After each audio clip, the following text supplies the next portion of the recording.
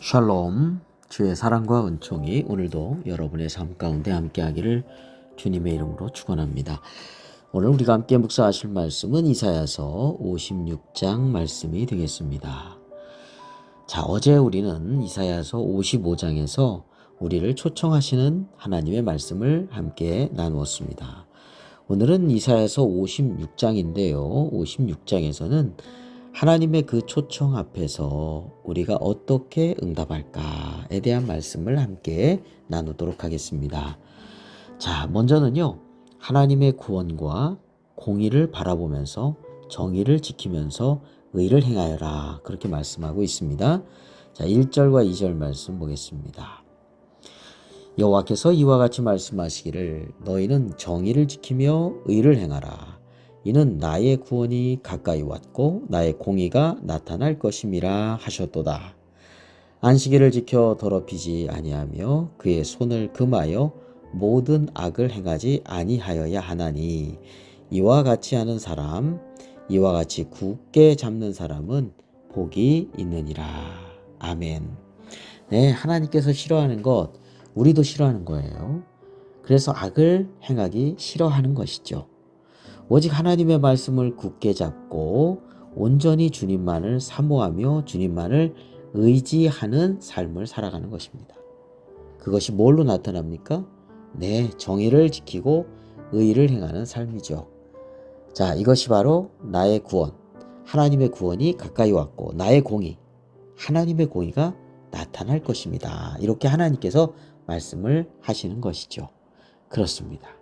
자, 이어서 우리 6절부터 7절 말씀 보겠습니다.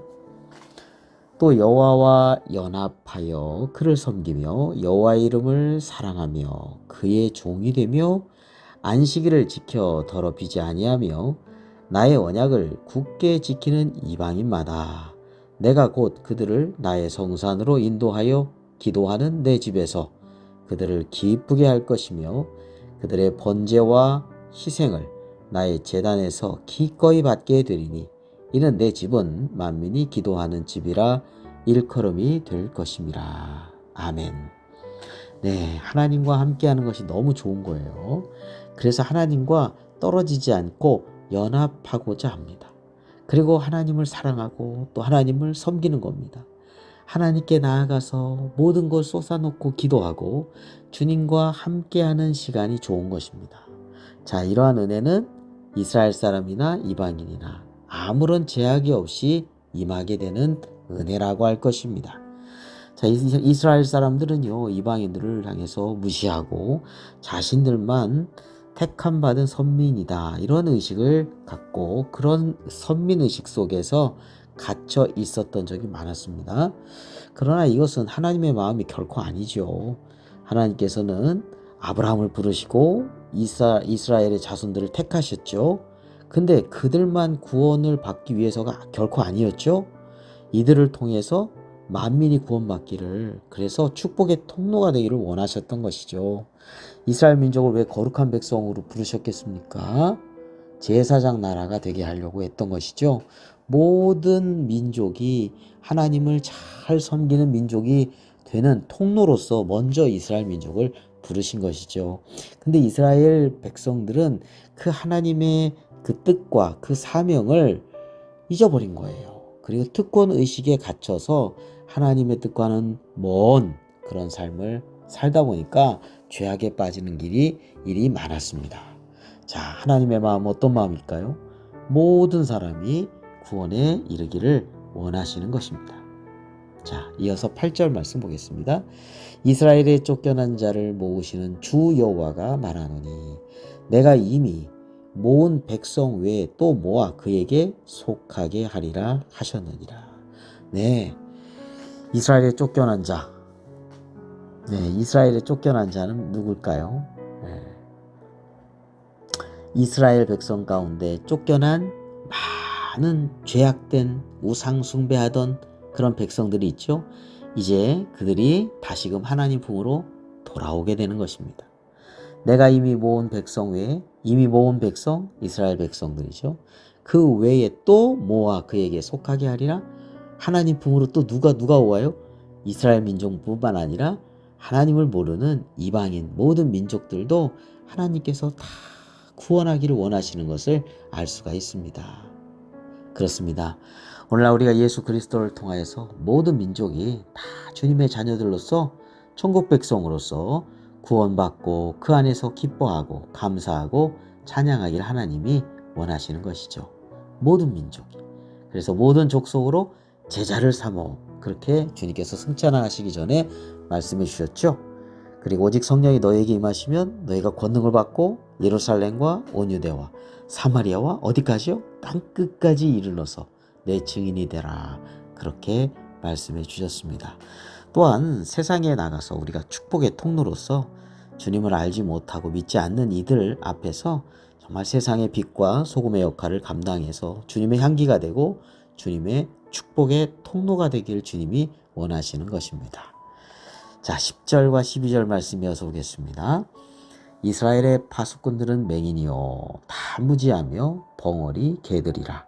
짖지 못하며 다 꿈꾸는 자들이요 누워있는 자들이요 잠자기를 좋아하는 자들이니 이 개들은 탐욕이 심하여 족한 줄을 알지 못하는 자들이요 그들은 몰지각한 목자들이라.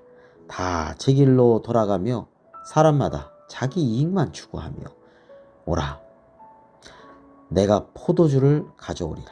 우리가 독주를 잔뜩 마시자.